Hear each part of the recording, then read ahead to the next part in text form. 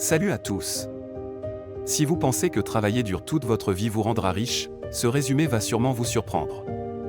Aujourd'hui, je vous résume Père riche, Père pauvre de Robert Kiyosaki en moins de 6 minutes, et je vais vous partager les leçons clés pour transformer votre rapport à l'argent. Premièrement, les riches ne travaillent pas pour l'argent. Robert Kiyosaki avait deux pères. Son père biologique croyait qu'il fallait étudier dur, obtenir un diplôme et travailler toute sa vie pour un salaire stable. Le père de son ami, le père riche, lui a appris autre chose, l'argent peut travailler pour vous.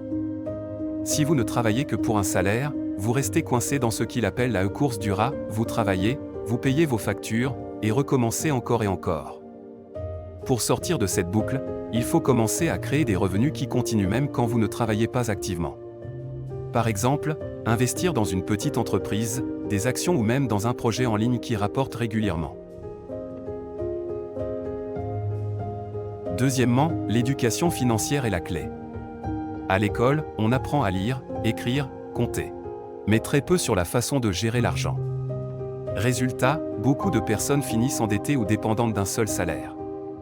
Pour changer cela, il faut comprendre vos revenus, vos dépenses, vos actifs et vos passifs. Un bon exercice consiste à noter toutes vos dépenses pendant un mois et à analyser où votre argent part. Vous verrez que beaucoup d'achats normaux peuvent en réalité être des passifs.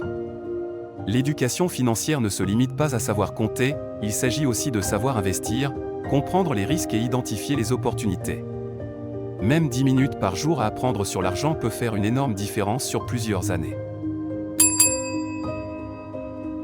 Troisièmement, achetez des actifs, pas des passifs. Les actifs mettent de l'argent dans votre poche, tandis que les passifs en retirent. Les actifs peuvent être un appartement en location, des actions qui versent des dividendes ou une petite entreprise rentable.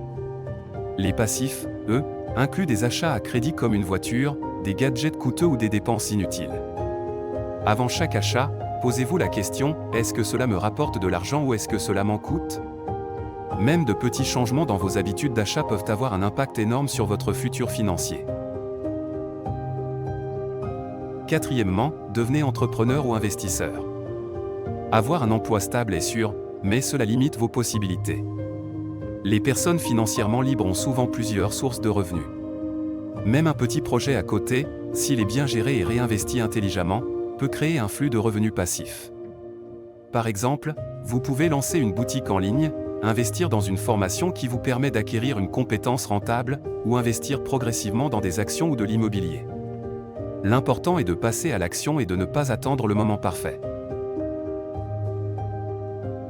Sixièmement, la peur est votre plus grand ennemi. La peur de perdre de l'argent ou de se tromper empêche beaucoup de gens d'agir. Pourtant, faire des erreurs est une étape normale pour apprendre et progresser. Commencez petit, testez vos idées, apprenez de vos erreurs et recommencez. Chaque action, même minime, vous rapproche de la liberté financière. Le plus important est de passer à l'action maintenant, plutôt que d'attendre le moment parfait.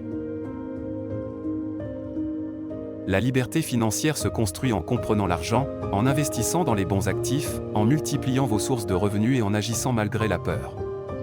Commencez dès aujourd'hui, contrôlez vos dépenses, identifiez vos passifs et mettez de côté un petit montant pour investir dans votre premier actif. Continuez à apprendre, même 10 minutes par jour, et vous verrez des résultats concrets sur le long terme. Si ce résumé vous a aidé, laissez un like, abonnez-vous pour découvrir chaque semaine un nouveau résumé, et à bientôt.